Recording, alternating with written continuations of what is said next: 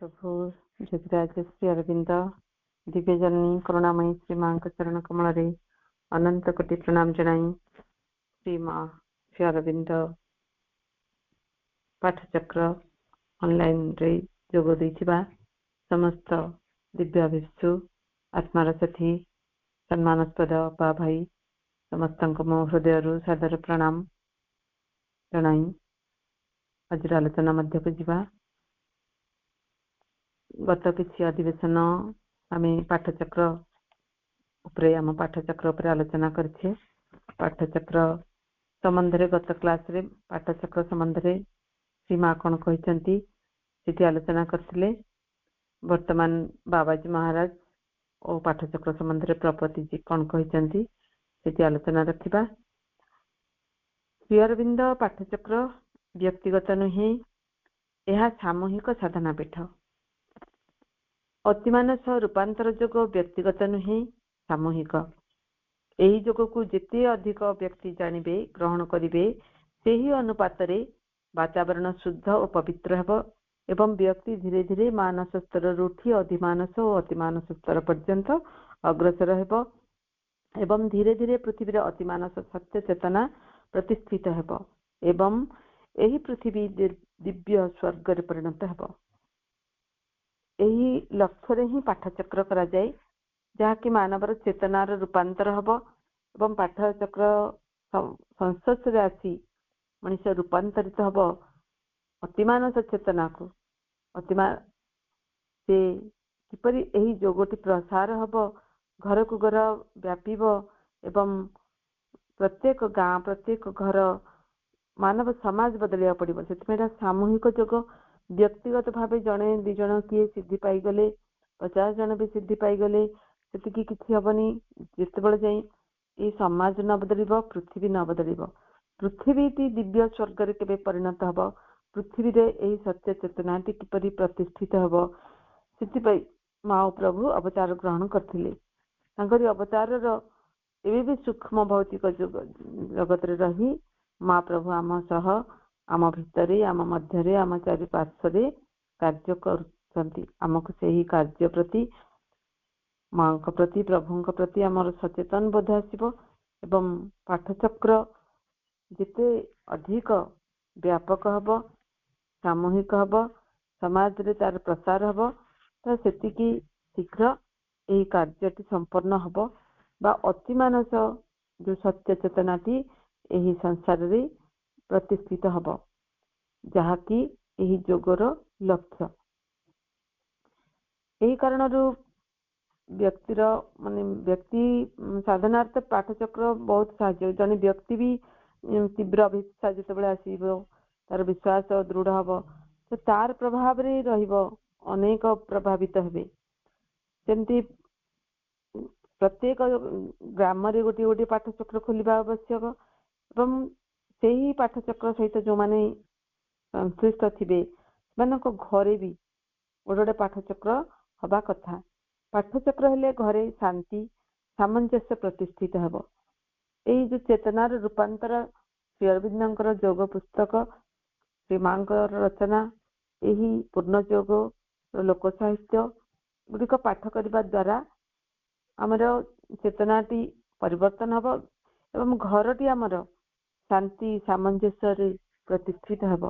कारण मनीष जो जो क्षुद्र क्षुद्र व्यापार नहीं कली कलह करुछि मनमालिन्य दुश्चिंता सब घारुछि से मुक्त हवा हेले पाठचक्र उपयोगिता रही एवं पाठचक्र माध्यम ही से सबूर समाधान भी आसीबो। आदि पाठचक्र प्रत्येक घरे प्रत्येक ग्राम प्रथम तो ग्राम रे हबो बा वार्ड रे हबो तापरे घर मानकू जीव से कामटी जेबे संपन्न हबो ताहले समाज बदलिबो।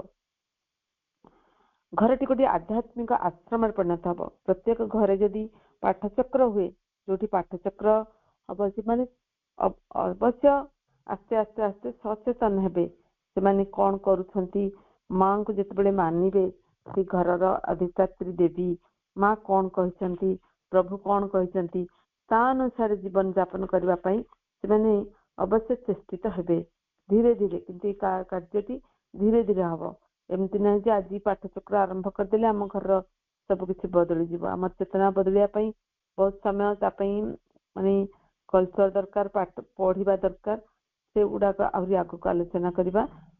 ତ ବ୍ୟକ୍ତିଗତ ସାଧନା ଅପେକ୍ଷା ସାମୂହିକ ସାଧନାରେ ବହୁତ ଶକ୍ତି ଥାଏ। ଯେତେବେଳେ ସାମୂହିକ ସାଧନାରେ ଭଗବତୀଙ୍କର ଶକ୍ତି ଅଧିକ ଉପସ୍ଥିତି ସେଠି ରହେ। କେତେ ଜଣଙ୍କ ମଧ୍ୟରେ ଆଧ୍ୟାତ୍ମିକ ଚର୍ଚ୍ଚା ହେବା ଦ୍ୱାରା ଗୋଟେ ଆଧ୍ୟାତ୍ମିକ ବାତାବରଣ ସୃଷ୍ଟି ହୁଏ। ଯଦି ବି ଘରେ କରୁଛେ କିଛି ଲୋକ ବସି କରି ଯେତେବେଳେ ପାଠଚକ୍ରଟି କରିବା ତ ସେଠି ବାତାବରଣଟି ଭିନ୍ନ ହୁଏ। ତାହାର ଯୋଉ ଆସିବ ଭାଇବ୍ରେସନ ଟା ସେ ଗୋଟେ ଅଲଗା ପ୍ରକାର ଆସିବ। ତ ଏଇଠି ଏଇଟା ବ୍ୟକ୍ତିଗତ ସାଧନା କରିବା ଭଲ, କିନ୍ତୁ ସବୁଠାରୁ ସର୍ବୋତ୍କୃଷ୍ଟ ହେଲା ସାମୂହିକ ସାଧନା।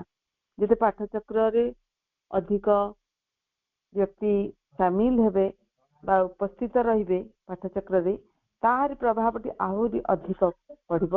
କାରଣ ଯେମିତିକା ଗୋଟିଏ ବାଡିର ଶକ୍ତି ଠାରୁ ଅନେକ ଗୋଟେ ବିଡାଟେ ବାଡି ଧରି ଭାଙ୍ଗିବା, ସେମିତି ଗୋଟିଏ ଅନେକ ଲୋକ ଯୋଉଠି ଏକାଠି ହୁଅନ୍ତି ଏବଂ ଗୋଟିଏ ଚେତନାରେ ଏକାଗ୍ର ହୁଅନ୍ତି, ସେ ଚେତନାର ପ୍ରଭାବ ଆହୁରି ଦୃଢ ଭାବେ ପଡେ, ସେଇ ବାତାବରଣରେ ଆହୁରି ପ୍ରତିଫଳିତ ହବ। ପାଠଚକ୍ରରେ ପଢା ହେଉଥିବା ପୁସ୍ତକରୁ ବ୍ୟକ୍ତି ନିଜ ଜୀବନର ଲକ୍ଷ୍ୟ ସମ୍ବନ୍ଧରେ ସଚେତନ ବି ହବ। ସେ ଜୀବନରେ କୋଉ କୋଉ ଲକ୍ଷ୍ୟକୁ ନେଇ ଜୀବନ ଯାପନ କରୁଛି, ପାଠଚକ୍ରରେ ଯେତେବେଳେ ତା ଜୀବନର ଲକ୍ଷ୍ୟ ତାକୁ ନିଜକୁ ନିଜେ ସେ ଖୋଜି ପାଇବ ପାଠଚକ୍ରରେ ହିଁ। ସେ କଣ କରୁଛି ସେ ନିଶ୍ଚୟ ଦିନେ ନା ଦିନେ ସେ ଅବଲୋକନ କରିବ, ଆତ୍ମସମୀକ୍ଷା କରିବ, ନିଜର କୋଉଠି ଭୁଲ ରହୁଛି, ମୋ ଭିତରେ କଣ ଆସୁଛି ସ୍ପନ୍ଦନ ଗୁଡିକ, ସେଇଠି ଉପରେ ତାର ନିଶ୍ଚୟ ଦିନେ ଆସିବ ଯାହାକି ଅନ୍ତର୍ଦୃଷ୍ଟି। ସେ ଦେଖିବ ଯେ ମୁଁ କଣ, ମୁଁ ଏତେ ଦିନ ହେଲା ପାଠଚକ୍ର କରୁଛି, ମୁଁ କଣ ହେଇଛି, ମୋର କଣ ପରିବର୍ତ୍ତନ ହେଇଛି, ମୋ ଜୀବନରେ କଣ ତାର ପ୍ରଭାବ ପଡିଛି, ନିଶ୍ଚୟ ଆସିବ। ଏମିତି ପାଠଚକ୍ରର ଗୋଟିଏ ପ୍ରଭାବ ରହିଛି, ଯାହାକି ଯୋଉ ପୁସ୍ତକରୁ ପଢିବ ଜୀବନର ଲକ୍ଷ୍ୟ ସମ୍ବନ୍ଧରେ ସେ କେତେ ସଚେତନ, ପ୍ରତ୍ୟେକ ନିଜେ ନିଜେ ନିଶ୍ଚୟ ଗୋଟେ ଦିନ ସେ ଭାବିବ ଯେ ମୁଁ କଣ କରୁଛି, ମୁଁ ଅନ୍ୟକୁ ପ୍ରତାରଣା କରୁଛି ନା ନିଜ ପାଇଁ କିଛି କରିଛି ଉନ୍ନତି ମୂଳକ, ବା ମୋର ଆତ୍ମ ଆବିଷ୍କାରରେ ମୁଁ କିଛି ଚେଷ୍ଟିତ ଅଛି, ସେଇ ଅନୁସାରେ ମୁଁ କାମ କରୁଛି କି। ଆଉ ସେଇ ଯଦି କିଛି ବି ଡେଭିଏସନ ହେଲା, ଯଦି ସେ ଦୁଃଖ ବି ପ୍ରକାଶ କରୁଛି ବା ମନରେ ସେ ଜାଣିପାରୁଛି ଯେ ମୋର ଏଇଟା ଭୁଲ ହଉଛି, ତ ସେତେବେଳେ ତାର ପାଠଚକ୍ର କରିବାଟା ବି ସାକାର ହବ। ଶ୍ରୀ ଅରବିନ୍ଦ ପାଠଚକ୍ର ହେଉଛି ଆଶ୍ରମର ଅନୁରୂପ ଛୋଟ ଆକାରରେ ଗୋଟିଏ ଅନୁଷ୍ଠାନ।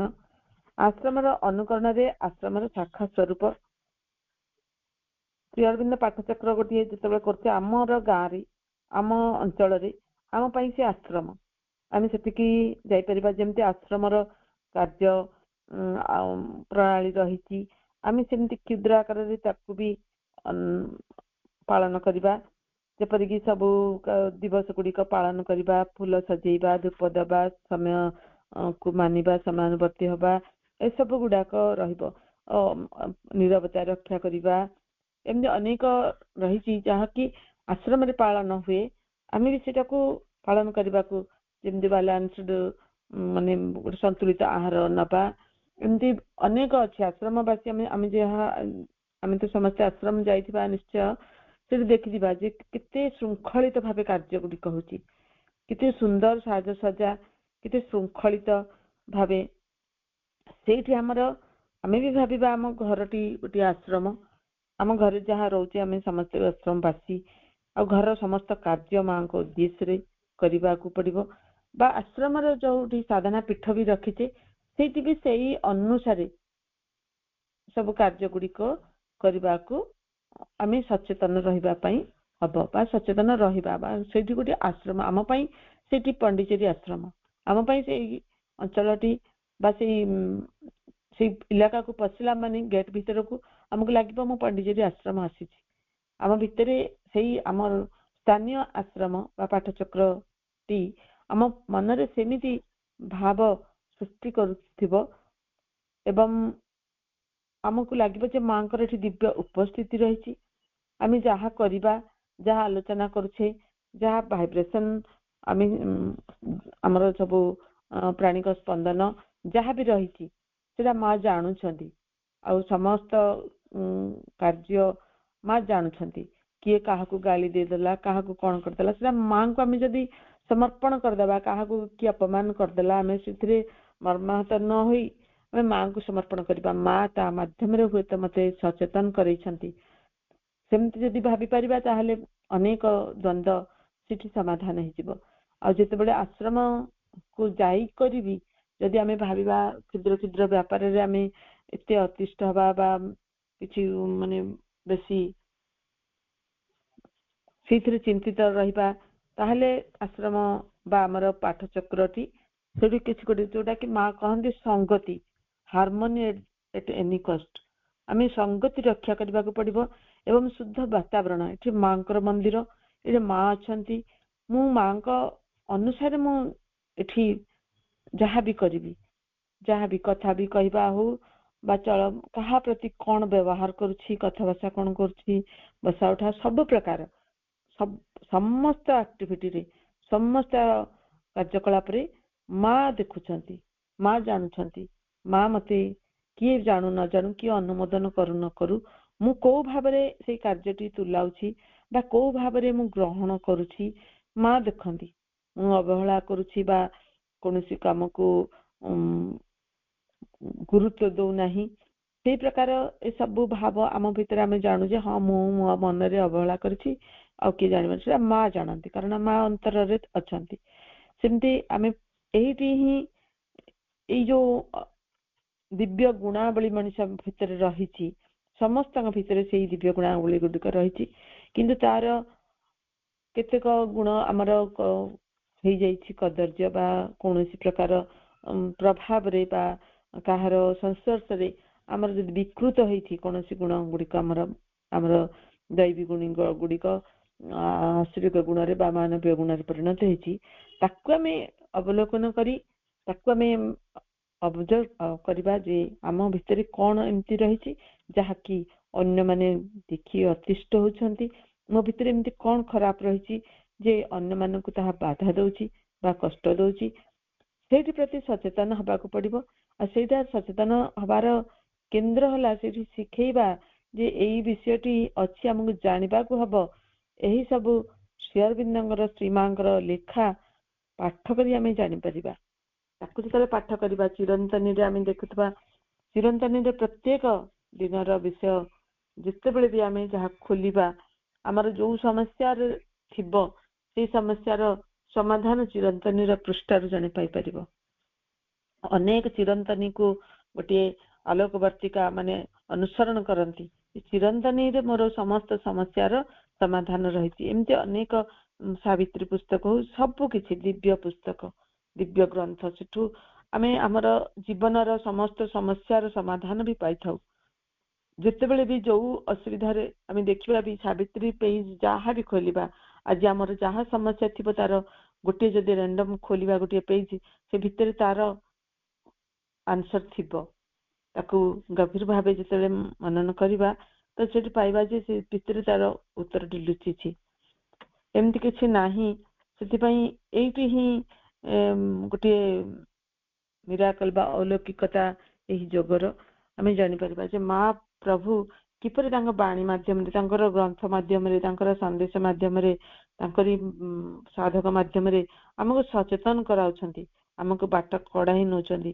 ଆଉ ପାଠଚକ୍ର, ସେଇଟା ଗୋଟିଏ ପାଠଚକ୍ର ହେଲା ତାର ଆଧାର କ୍ଷେତ୍ର। ସେଇଠୁ ହିଁ ପାଠଚକ୍ର ଯେତେ ଯେତେ ଅଧିକ ହବ ସେତେ ସେତେ ଆମେ ଏଇ ସବୁ ବିଷୟକୁ ଆମର ଅନୁଭବରେ ଆସିବ, ଉପଲବ୍ଧି କରିବା ଯେ ପାଠଚକ୍ରର ମହାନତା କେତେ। ଆଜି ଆମେ ଯେତେ ଜଣ ବି ଉପସ୍ଥିତ ଥିବା ବା ଆହୁରି ଅନେକ ଆମେ ଅଛେ ଓଡ଼ିଶାରେ, ମୁଁ ଜାଣିବାରେ, ତ ପାଠଚକ୍ର ହିଁ ତାଙ୍କୁ ଏହି ବାଟକୁ ଆଣିଛି ବା କୌଣସି କୌଣସି ପାଠଚକ୍ରରେ ସେମାନେ ଯୋଗ ଦେଇଛନ୍ତି ସ୍ଥୂଳ ଭାବେ। ଆଜି ସୂକ୍ଷ୍ମରେ ପାଠଚକ୍ର ଏଇ ଯାଉ ଅନଲାଇନରେ ଅନୁଷ୍ଠିତ ହଉଛି, ଆହୁରି ସେ ବ୍ୟାପକ ହେଇପାରିଛି। ଯିଏ ଯୋଉଠି ଥାଉ ନା କାହିଁକି ସେ ସେଠି ଅନଲାଇନ ଯୋଗେ ବା ଇଣ୍ଟରନେଟ ମାଧ୍ୟମରେ ଆମେ ସବୁ ଏକତ୍ର ହେଇପାରୁଛେ ପାଠଚକ୍ରରେ। ଏଇଠି କ'ଣ କମ ଉପଲବ୍ଧି କହିପାରିବା ଯେ ସେମିତି ପାଠଚକ୍ର ସମ୍ବନ୍ଧରେ ପ୍ରପତି କହୁଛନ୍ତି ଯେ ଆମ ପାଠଚକ୍ର ଏକ ବିଶୁଦ୍ଧ ଭାଗବତ ଅନୁଷ୍ଠାନ। पाठचक्र है गोटे विशुद्ध भागवत अनुसरण यह भागवत प्राप्तिर एक संघबद्ध चेष्टा सब केमती भगवान को आम लाभ करवा आम अनुभव करवा जानिबा आम भीतर थिबा भगवान को भी आम पाइबा एवं आम जिते बड़े भी भगवत शक्ति को अनुभव करवा भगवती आलोक और ज्ञान को प्राप्त करवा यह संगे यह सत्संग शुद्ध विचार शुद्ध प्रेरणार पीठ ये पाठचक्र है सत्संग गोटे एवं शुद्ध विचार शुद्ध प्रेरणा एठू ही मिलता है यह को गभीर निष्ठार सह श्रद्धा और विश्वास करने उचित पाठचक्र रे जहाँ पढ़ा जाए बा आम शुणु ताकू आम श्रद्धा और विश्वास सह ग्रहण करवा आ प्रत्येक सभ्यंग मध्य गोटे शुद्ध मनोभाव गोटे आंतरिक श्रद्धा रही दरकार कारण जदि आम अन्य प्रति वैर भाव ईर्षा भाव परस्त्रीकातरता ये सब जदि रहिबो सेठी असमंजस्य आसीबो एवं असंगति आसीबो आउ ई जदि भावटी न रखी आम शुद्ध मनोभाव समस्त मध्य माँ अच्छी समस्त मध्य से ही अभिव्यक्ति करछंती एवं समस्त मध्य रही से ही क्रिया करछंती एही कथाटी जेतेबेले आम भाबिबा त आम कहा प्रति सेमति भाव आसीबो नाही आउ द्वितीय प्राथमिक अवस्था पाठचक्र गुड़िकर कर्तव्य हेब श्री अरविंद शास्त्र अध्ययन आम प्रथमे माने पूज्य नलिनता जो पचरागला ये जोग एत कष्ट आम किपरि करिबु तो गोटे पदरे कहले जे लव द मदर माँ को भल पा आउ जो माँ को पचरा जाइथिला जे जोग को केमती रीड श्री अरविंद आम जोग किपरि करिबु रीड श्री अरविंद शास्त्र अध्ययन करबा जहा कि परम चेतना परम सत्य चेतना को से धारण करिछि ताकू अध्ययन करबा तार भीतर को प्रवेश करबा को पड़िबो अधिकांश डरी जाती एबे किंतु सेमती समय नाही आउ जे आमे बुझिबा को जेतेबेले आमे रहुतिले माने स्थूल पाठचक्र बा ऑफलाइन पाठचक्र करथिले कितक सेमती किए जदि ज्ञानी गुणी नथिले बा प्रवेश करबा पई जहार समस्त डरी माने अधिकांश भय पाउथिले जेमि सावित्री नाही आलोचना करि परिबानी आमे बुझी परिबानी कारण गूढ़ तत्व थिला किंतु आज समय चक्र रे एतिकी सुविधा पाइछे आमे जे एही जोडा को अध्ययन करी बुझवा पई हमको क्लिष्ट होतिला आज ताहा सहज भावे बुझाउछंती हमर भाई माने वक्ता माने अछंती एवं भाई अपा समस्त अभिज्ञ से माने प्रवेश करिछंती एवं तापरे अध्ययन गवेषणा करछंती एवं ताको उपस्थापन करछंती हमको सहज भावे आमे बुझी पारला भली जे भी जे के भी जेमते बुझी परिबो दिव्य जीवन ग्रंथ हो वेद रहस्य हो ये सब आलोचना चली एवं सावित्री ये सब ग्रंथ जहाँ की बहुत तात्विक जोगर गोटे निगूढ़ तत्व रही एवं उच्चतर सत्य चेतना को धारण करी बा कथा रही जहाँ की हमको बोधगम्य हो नथिला आज ताहा हम पाखरे पहुंचौछंती हमर बहुत ज्ञानी गुणी वरिष्ठ एवं अभिज्ञ अपा भाई माने तो श्रीमा श्री अरविंद वाणी मंत्र तुल्य गोटे भी अकाट्य नुह कारण से परम चेतनारू उच्छारित होई आसीछि ताहा प्रत्यह पारायण करबा द्वारा ताहार शक्ति और आलोक साधकर अंतर प्रवेश करे आमे जेपरि प्रत्येक दिन सावित्री पाठ हो जेकोसी श्रीमा श्री अरविंद जेकोसी ग्रंथ आमे पाठ करि परिबा पिला मानको भी आमे कहू स्कूल रे किछि न तुमे दुर्गा स्तोत्र पाठ कर किंबा महापुस्तक तृतीय अध्याय अन्य जेकोसी गोटे क्षुद्र बृहत किछि नाही जेकोसी गोटे टॉपिक को जदि धरिब जणे सी परम चेतना सहित संयुक्त हो पारिबो एई हेला पाठचक्र महिमा एवं पाठचक्र गोटे जेमती आमे यज्ञ गोटे होतिले केते गुरुत्व दो सेठी अमुक गाँ रे यज्ञ चली से वातावरण को आमे जीवा को पवित्र मन करू हुए तो कार कार अलगा भी मतलब थाए बा जो यात्रा मेला रे हजी जीवार थाए भी बा हजी जीवा माने कोन माने मजा उठेबा प्राणी का आनंद थाए तथापि केते जण से यज्ञ रा गोटे जो प्रभाव रही शुद्ध वातावरण सृष्टि होता है से यज्ञ को देखा जाती पूर्णाहुति जाती तार प्रसाद सरवाई जाती किंतु ये इमिति एक यज्ञ जहाँकि ज्ञान से ही दिव्य ज्ञान प्रदान करी आम भितर रही सबू कलुषता को नाश कर क्षमता रही पाठचक्र रे किंतु यज्ञर फल आम प्राप्त हो यही पाठचक्र माध्यम पाठचक्र प्रत्येक सभ्य पाठचक्र किछि किछि कर्म करिवे एमती नहीं जन दी जन खाली बुझे आ समस्ते खाली अटेंड हे कि समस्ते कर्म को पाठचक्र जहाँ संश्लिष्ट रही जो जो कर्म कले पाठचक्र माने उन्नति हम से परिसर परिचालित हम ए सबुरे अंशग्रहण करने पड़ो इवेन पाठ पढ़ा भी को दिन किए पढ़े माने जड़े वक्ता ही कहे आ सबुदिन श्रोता शुणे तो सेमती हेले पाठचक्रटी आनंददायक हेनी एगुड़ाक बांटी काम कले से आनंददायक हुए बुझेबा जड़े रही जे कोठी बुझा न पड़ा से बुझेबा बड़ अपा भाई माने रही किंतु पाठचक्रटी समस्ते से कामटी को बांटिकी करवा एवं निष्ठार से आसला माने जदि गोटे दायित्व दिगला से गोटे आसब आ गोटे माने पलि आसब निजर गोटे दायित्व बोध आसला से कामटी प्रति आग्रह आपे आसब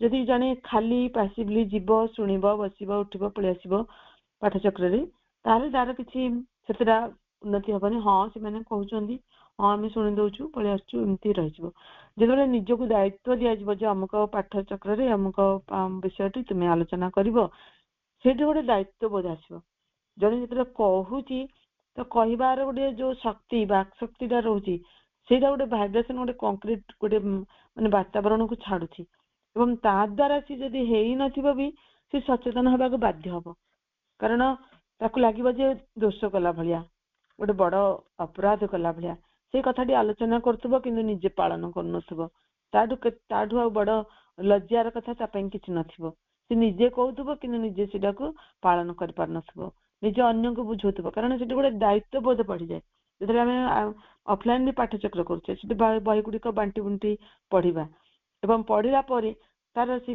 भाइब्रेसन ताकू आसीबो निश्चय बुझेबा को चेष्टा करिबा बुझेबा को जी जेतिकी पारिबो सेमती बुझिबो जा प्रत्येक विषय को एमती किछि नै जे प्रत्येक विषय जेते जन को दिया जीवो से सेते प्रकार कारण भगवान को सृष्टि ही सेमती भगवान को सृष्टि ही विविधता रे भरी सेतमे भिन्न भिन्न लोक से गोटे कथा को भिन्न भिन्न ढंग रे उपस्थापन करिवे सेमती आमे बुझिबा को चेष्टा करिबा एवं पाठचक्र रे सेई दायित्व गुड़िक बांटिकी करवा बांटिकी कले समस्त दायित्व बोध आसब जड़े ही जदि सब बुझुव ताहले सेठी पाठचक्रटी निष्क्रिय हम आउ पाठचक्र आनंद आसबनी जड़े ही सब कर जदि जमी आम पाठचक्र ऑनलाइन भी आम बांटिकी दि जाऊे अमुक अमुक अपा यही दायित्व तुलेबे कि समस्ते जदि सेठी सबुदिन जड़े ही करुवे से वंदना जड़े ही गाउथिबे ध्यान प्रार्थना जड़े ही पढ़ुवे कहले से इंटरेस्ट अन्य मानकर रहबनी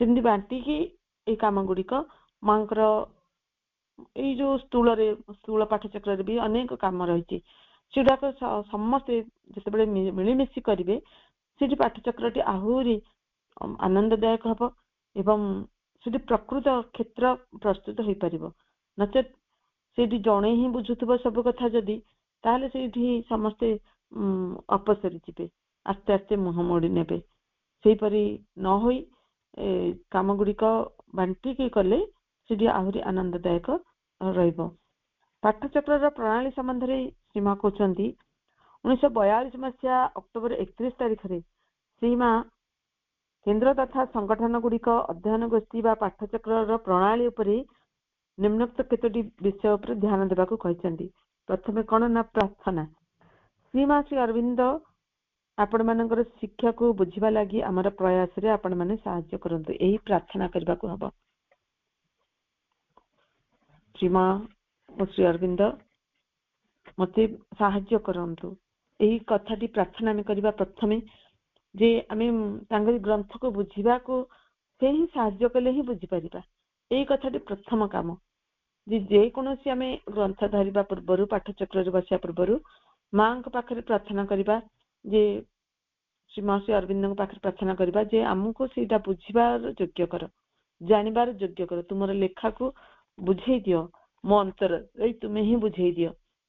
ତାପରେ ଆମେ ଶ୍ରୀ ଅରବିନ୍ଦଙ୍କର ଲିଖିତ ଗ୍ରନ୍ଥଟି ଅଧ୍ୟୟନ କରିବା। ଆଉ କେତେକ ସମୟ 3ରେ କଣ କରିବା, ନୀରବ ରହିବା। ଶ୍ରୀ ଅରବିନ୍ଦଙ୍କ ଗ୍ରନ୍ଥ ଅବଶ୍ୟ ପାଠଚକ୍ରରେ ପଢା ହେବା ଉଚିତ ଏବଂ କେତେକ ମୁହୂର୍ତ୍ତ ନୀରବରେ ଯାହା ପାଠ କରାଗଲା ତାକୁ ଆସିମିଲେଟ୍ କରିବା ବା ଆତ୍ମସ୍ଥ କରିବା।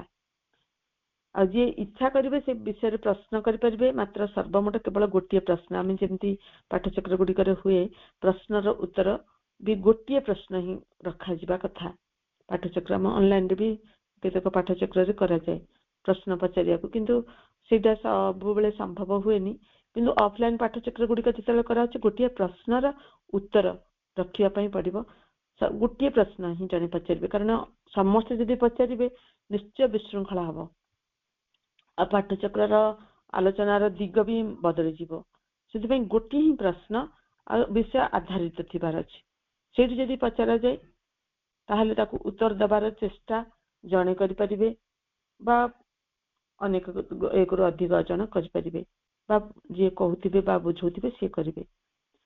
ପ୍ରଶ୍ନଟିର ଉତ୍ତର ରଖିବା, ଆଉ କୌଣସି ଆଲୋଚନା କରାଯିବ ନାହିଁ, ସେଠୁ ପାଠଚକ୍ରଟି ବନ୍ଦ ରହିବ। କିନ୍ତୁ ଯେତେବେଳେ ଜଣେ ଅସଚେତନ ଥାଏ ତ ସେଠି କଣ ହବ ନା ଅନେକ ଆଲୋଚନା କୋଉଠୁ ଯାଇ କୋଉଠିକୁ ପଡିଯିବ। ଯେମିତିକା ଢିଙ୍କିଶାଳରୁ ଢେଙ୍କାନାଳ କହନ୍ତି, ସେମିତିକା ମାନେ ପଳେଇ ଆସିବ, କଥା କୁଆଡେ ମୋଡ ବଦଳି ଯାଇଥିବ। ସେଥିପାଇଁ ଗୋଟିଏ ପ୍ରଶ୍ନ ଉତ୍ତର ଆଉ ନୀରବ ରହିବା ପାଇଁ ମା କହିଲେ ଯେ ପାଠଚକ୍ର ଯେତେବେଳେ କରିବା ନୀରବ ରହିବା, ପାଠଚକ୍ର ସରିଲେ ଯାହା ପଢିଲେ ତାପରେ ଏକାଗ୍ର ରହିବା। ତାକୁ ହିଁ ଆମେ ତର୍ଜମା କରିବା ଯେ କଣ ପଢିଲି, ମୁଁ କଣ ଧରିକି ଯିବି, ଟାସ୍କ ଧରିକି ଯିବି, ସେଟାକୁ ଗୋଟିଏ ଜିନିଷକୁ ଆମେ ଅନୁସରଣ କରିବାକୁ ବା ସେଇଟା ପ୍ରତି ସଚେତନ ରହିବା। ଆମର ଘରକୁ ଗଲା ପରେ ବି ଅନ୍ୟାନ୍ୟ କାମ କରୁଥିଲା ବେଳେ ବି ସେଇ କଥାଟି ପ୍ରତି ଆମକୁ ବାର ବାର ସଚେତନ ରହିବାକୁ ପଡିବ। ପାଠଚକ୍ର ପ୍ରଣାଳୀ ସମ୍ବନ୍ଧରେ ବାବାଜୀ ମହାରାଜ କହନ୍ତି ଯେ ପୃଥକ ଘରେ ଅଥବା ଘର ମଧ୍ୟସ୍ଥ ଗୋଟିଏ ପୃଥକ କୋଠରୀରେ ଶ୍ରୀ ଅରବିନ୍ଦ ପାଠଚକ୍ର ସ୍ଥାପନା କରାଯାଇପାରେ। ଯେତେବେଳେ ଆମେ ଘରେ ପାଠଚକ୍ର କରୁଛେ, ଘରେ ମାଙ୍କୁ ସ୍ଥାପନା କରୁଛେ ମା ପ୍ରଭୁଙ୍କୁ, ସେଠାରେ ଶ୍ରୀମା ଶ୍ରୀ ଅରବିନ୍ଦଙ୍କର ଫଟୋ ରଖିବେ, ପ୍ରତ୍ୟେକ ଦିନ ଧୂପ ପୁଷ୍ପ ଅର୍ପଣ କରିବେ, ଘରଟିର ପରିଷ୍କାର ପରିଚ୍ଛନ୍ନତା ପ୍ରତି ବିଶେଷ ଦୃଷ୍ଟି ଦେବେ। ଏତିକି ନିହାତି ଆବଶ୍ୟକ। ପ୍ରଥମରେ ଗୋଟିଏ ଘରେ ଆମେ ଗୋଟିଏ ଜାଗା ଦେବା ଯୋଉଠିକି ସ୍ଥାପନା କରିବା ମା ପ୍ରଭୁଙ୍କର ଫଟୋ ଏବଂ ତାକୁ କିଛି ଫୁଲ ଧୂପ ପ୍ରତ୍ୟେକ ଦିନ ଅର୍ପଣ କରି ସେ ଘରଟିକୁ ପରିଷ୍କାର ପରିଚ୍ଛନ୍ନ କରିବା। କାରଣ ସେଠି ରହିବେ ପରମ ଓ ପରମା ଜନନୀ। ତାଙ୍କୁ ଏମିତି ଆମେ ଶୁଦ୍ଧ ସ୍ଥାନଟି ଯେପରି ଆନ୍ତରିଶୁଦ୍ଧି ଆବଶ୍ୟକ ସେମିତି ବାହ୍ୟ ଶୁଦ୍ଧିଟି ବି ଆବଶ୍ୟକ। ସେମିତି ପୃଥକ ଘରେ ଅଥବା ଘର ମଧ୍ୟସ୍ଥ ଗୋଟିଏ ପୃଥକ କୋଠରେ, ହଁ ଯଦି ସୁବିଧା ହୁଏ ପ୍ରତିଦିନ ସନ୍ଧ୍ୟାରେ ବା ସପ୍ତାହରେ କୌଣସି ନିର୍ଦ୍ଦିଷ୍ଟ ସମୟରେ ଥରେ କିମ୍ବା 2 ଥର ପାଠଚକ୍ରର ସମସ୍ତ ସଦସ୍ୟ ଏକତ୍ରିତ ହେବେ। ଯୋଉଠି ପାଠଚକ୍ର ହୁଏ ପ୍ରତ୍ୟେକ ଦିନରେ କଲେ ବହୁତ ଭଲ। ନଚେତ ବି ସପ୍ତାହରେ କୌଣସି ନିର୍ଦ୍ଦିଷ୍ଟ ସମୟରେ ଥରେ ବା 2 ଥର ପାଠଚକ୍ର ମାନେ ଏଇ ଚକ୍ର ମାନେ ସେଇ ସମୟର ଚକ୍ରରେ ସେଇ ଗୋଟିଏ ସମୟରେ ହିଁ ଆମେ ଏକତ୍ର ହେବାକୁ, ମନେକର ଯେମିତି ଏବେ ଚାଲିଛି ସବୁ ଆମେ ଜାଣିଛେ, ସେଟା ଆଲୋଚନା କରିବା ଆବଶ୍ୟକ ପଡିବନି। ପ୍ରଥମରେ ଶ୍ରୀମା ଶ୍ରୀ ଅରବିନ୍ଦଙ୍କୁ ଆବାହନ କରିବା ବା ପ୍ରାର୍ଥନା କରିବେ, ତାପରେ ଯୋଗ ସାଧନା ସମ୍ବନ୍ଧୀୟ ବହି କେହି ଜଣେ ପଢି ଅନ୍ୟମାନଙ୍କୁ ବୁଝାଇବେ। ଯେପରି ଆମେ କରୁ ଦୁର୍ଗା ସ୍ତୋତ୍ର, ଶ୍ରୀମା ଶ୍ରୀ ଅରବିନ୍ଦଙ୍କୁ ଆବାହନ ସେ ମାଧ୍ୟମରେ କରୁ, ଦୁର୍ଗା ସ୍ତୋତ୍ର ମାଧ୍ୟମରେ। ତାପରେ ଯୋଗ ସାଧନା ସମ୍ବନ୍ଧୀୟ ବହି ପଢି ଅନ୍ୟମାନଙ୍କୁ ବୁଝାଇବା କାମଟି କରିବା। ସଦସ୍ୟମାନଙ୍କ ଭିତରେ ମଧ୍ୟରେ ଯଦି କେହି ଭଲ ଭାବରେ ବୁଝାଇ ନ ପାରନ୍ତି ତେବେ କେବଳ ଅଧଘଣ୍ଟାଏ ପଢିବେ। ଯଦି କିଏ ବୁଝେଇବା ଲୋକ ନାହାନ୍ତି ତାପରେ ଆମେ ସେଠି ଅଧଘଣ୍ଟାଏ ପଢିବା ଏବଂ ତାକୁ କଣ କରିବା ନା ହୃଦୟରେ ମସ୍ତକରେ ଧ୍ୟାନ କରିବା, ସେଇ କଥାଟିକୁ ହିଁ ଧ୍ୟାନ କରିବା, ସେଇ କଥାଟିକୁ ସ୍ମରଣ କରିବା ଯେ ମୁଁ କଣ ପଢାଗଲା। ଯାହା ଯାହା ପଢାଗଲା ଜଣେ ଯଦି ସଚେତନ ଭାବେ ଶୁଣିବ, ତାପରେ ତାକୁ ଆଖି ବୁଜି ତାକୁ ଧ୍ୟାନ କରିବ ଯେ କଣ ପଢାଗଲା ଆଉ କଣ ବୁଝିବାକୁ ଚେଷ୍ଟା କରିବ। ଧ୍ୟାନ କରିବା ପରେ ସାଧନା ସମ୍ବନ୍ଧରେ ଯାହାର କିଛି ପଚାରିବାର ଥାଏ ସେ ପଚାରିବେ। ଯଦି ପ୍ରଶ୍ନର ସନ୍ତୋଷଜନକ ଉତ୍ତର ନ ମିଳେ ତେବେ ଶ୍ରୀ ଅରବିନ୍ଦ ଆଶ୍ରମକୁ ଲେଖିପାରିବେ। ବାବାଜୀ ମହାରାଜ ଥିବା ସମୟରେ ଆମେ ଜାଣିଛେ ଏବେ ବି ପାଠଚକ୍ର ସମ୍ବନ୍ଧରେ ଅନେକ ଚିଠି ଯାଏ ଆଶ୍ରମକୁ। ଆଶ୍ରମରୁ ବି ଯୁଗର ଜିଜ୍ଞାସା ଯେପରି ପୂଜ୍ୟ ନିରଞ୍ଜନ ଭାଇ ପାଠଚକ୍ରର ଉତ୍ତର ଗୁଡିକ ଦିଅନ୍ତି ଏବଂ ଯୁଗର ଜିଜ୍ଞାସା ପୁସ୍ତକରେ ତାହା ସ୍ଥାନିତ ହୋଇଛି। ଆଉ ପାଠଚକ୍ରର ସମୟ ସବୁଦିନ 1 ଘଣ୍ଟା ରଖିବେ। ପାଠଚକ୍ରରେ କୌଣସି ପ୍ରକାର ଗଳ୍ପ ବା ରାଜନୈତିକ ଚର୍ଚ୍ଚା ନ ହେବା ପାଇଁ ଦୃଷ୍ଟି ଦେବେ। ଯେତେବେଳେ ଆମେ ଅଫଲାଇନ ପାଠଚକ୍ର କରୁଛେ ସେ ଯେମିତିକା ଗଳ୍ପଟି କୁଆଡେ କୁଆଡେ ଚାଲିଯାଏ, ରାଜନୀତି ଆଡେ ଚାଲିଯାଏ, ଏଇ ପ୍ରତି ଆମେ ଧ୍ୟାନ ରଖିବା। ଅନେକ ଯଦି ଆମେ ଅଫଲାଇନ ପାଠଚକ୍ର କରୁଛେ ସାମ୍ପ୍ରତିକ ସମୟର ଯାହା ଯାହା ଘଟଣାବଳୀ ଥାଏ ସେଗୁଡାକ ଆଲୋଚନା ଭିତରକୁ ଆସିଯାଏ। ଆଉ ସେଗୁଡା ଯଦି ଆମେ ଆଲୋଚନାରେ ଲାଗିବା, ଯୁକ୍ତି ତର୍କ କରିବା, ତା ପାଇଁ ସପକ୍ଷ ବିପକ୍ଷରେ ଆଲୋଚନା ରଖିବା, ତାହେଲେ ସେ ବାତାବରଣଟି ଦୂଷିତ ହୋଇଯିବ। କାରଣ ଯୋଉ ଭାଇବ୍ରେସନ ରହିଥିଲା ସେ ଭାଇବ୍ରେସନଟି ନଷ୍ଟ ହବ। ଯୋଉ ଶ୍ରୀ ଅରବିନ୍ଦଙ୍କର ପୁସ୍ତକ ପଢା ଯାଉଥିଲା ତାକୁ ଆମେ ଆଲୋଚନାର ଢଙ୍ଗ ଯଦି ଅନ୍ୟ ପ୍ରକାର କୌଣସି ଚର୍ଚ୍ଚାକୁ ଆଣିଦବା ସେ ଭିତରକୁ, ତାହେଲେ ତାର ମହାନତାଟା ନଷ୍ଟ ହବ ଏବଂ ତାହାର ବିକୃତ ହୋଇଯିବ, ଦୂଷିତ ହୋଇଯିବ। ଦର୍ଶନ ଦିବସ ଓ ଅନ୍ୟାନ୍ୟ ବିଶିଷ୍ଟ ଦିବସ ଗୁଡିକରେ ପ୍ରତ୍ୟେକ ପାଠଚକ୍ରରେ ବିଶେଷ କିଛି କାର୍ଯ୍ୟକ୍ରମ, ପ୍ରତ୍ୟେକ ପାଠଚକ୍ର ଯୋଉମାନେ କରନ୍ତି ଅଫଲାଇନ ଘରୋଇ ହଉ ବା ଅନୁଷ୍ଠାନ, ସେଠି ସବୁ ବିଶେଷ ଦିବସ, ଦର୍ଶନ ଦିବସ ଏବଂ ଅନେକ ବିଶେଷ ଦିବସ ଆମେ ଜାଣିଛେ ଯୋଉଟା କି ପାଳିତ ଦିବସ ରୂପେ ପାଳନ କରାଯାଏ। ବାବାଜୀ ମହାରାଜଙ୍କର ଜନ୍ମ ଦିବସ, ତିରୋଧାନ ଦିବସ, ସେମିତି ପ୍ରପତିଙ୍କର ଏବଂ ଅନେକ ଦିବସ ରହିଛି ଯୋଉଟା କି ଏବେ ବି ନଭେମ୍ବର ଡିସେମ୍ବର ମାସରେ ଆମେ ଶ୍ରୀ ଅରବିନ୍ଦଙ୍କର ମହାପ୍ରୟାଣ ମହାସମାଧି ଦିବସ ଆଉ ନୂଆ ବର୍ଷ, ଏମିତି ଅନେକ ଦିବସ ପାଳିତ କରାଯାଏ ପାଠଚକ୍ରରେ। ଆଉ ଦର୍ଶନ ଦିବସ ଏସବୁ ଆମେ ପାଳନ କରୁ। ଆଉ ପାଳନ କରିବା ବିଧେୟ। ପ୍ରତ୍ୟେକଙ୍କ ଘରୋଇ ପାଠଚକ୍ର ହଉ ବା ଆଶ୍ରମ ପାଠଚକ୍ର ବା ସାଧନା ପୀଠ ହଉ, ସେଇରେ ଆମେ କରିବା। ପ୍ରତ୍ୟେକ ସଭ୍ୟର କର୍ତ୍ତବ୍ୟ ସମ୍ବନ୍ଧରେ ବାବାଜୀ ମହାରାଜ କହିଛନ୍ତି।